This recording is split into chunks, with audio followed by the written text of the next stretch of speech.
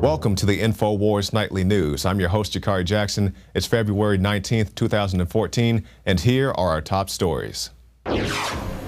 Tonight, Ukraine riots heat up after the rioters seize over 1,500 guns. And another case of cops tasering a deaf man who's having a diabetic attack. Then, David Knight sits down with Wolfgang Halbig on the discrepancies at the Sandy Hook shooting. All this and more on the InfoWars Nightly News. And welcome back. Our top story tonight, rioters seize over 1,500 guns in Ukraine mayhem. Ukraine Security Service has announced it's launching a counter-terror operation. Radicals have seized over 1,500 firing arms and 100,000 bullets in the past 24 hours, the security service says.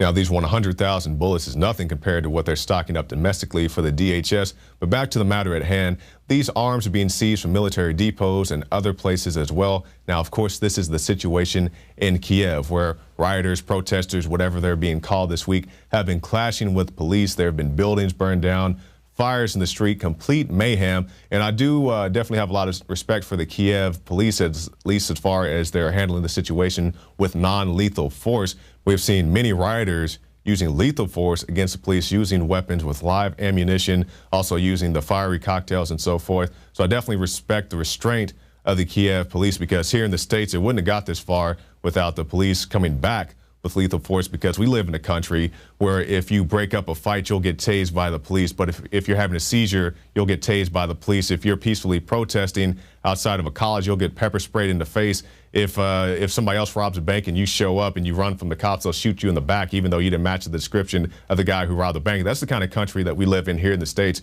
But at least respect the police. You know, I'm not agreeing with the whole situation in Kiev on either side, or on multiple sides, but I definitely respect that the police are not killing their own citizens in the streets. Now, more on the Kiev situation. We have this article from Kurt Nimmo. Bush-era diplomat says Ukraine's situation is a threat to national security. We can see this all over the world, American influence slipping away in Ukraine and Venezuela, in the Middle East, and we will pay the price of this for a long time unless people speak up. Now, that was former United Nations Ambassador John Bolton, and as Kurt Nimmo points out in the article, Bolton failed to explain how the civil strife in Ukraine and Venezuela adversely affect the national security of the United States.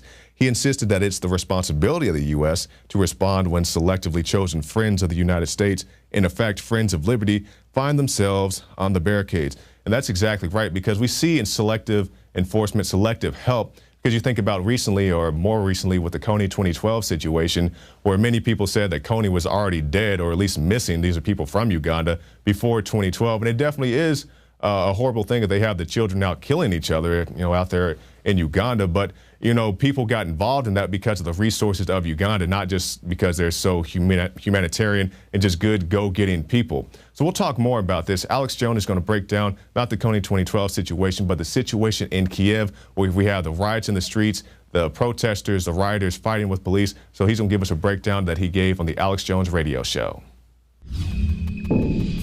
The collapsed former Soviet attempted world order.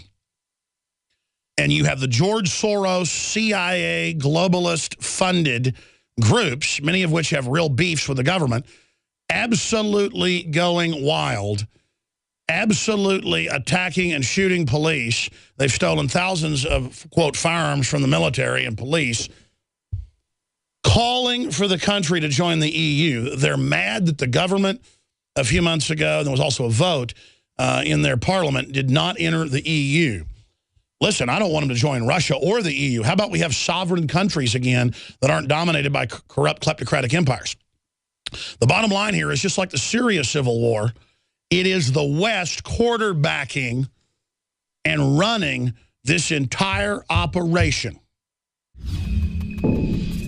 The globalist social engineers are not just targeting us with propaganda. They are manipulating our genetics. We are being targeted at every level by estrogen mimickers that lower our testosterone and other hormones and natural compounds that the body needs. After consulting top doctors, nutritionists, pharmacists, and others, we have developed what I believe is the ultimate non-GMO organic super male vitality formula, sourced from powerful organic herbs and then concentrated for maximum potency potency. Super Male Vitality was developed to activate your body's own natural processes instead of using synthetic chemicals. Super Male Vitality by InfoWars Life is so powerful that I only take half the recommended dose. For a limited time, we are offering 15% off Super Male Vitality at InfoWarsLife.com to introduce you to this powerful supplement. Visit InfoWarsLife.com today to secure your Super Male Vitality. InfoWarsLife.com.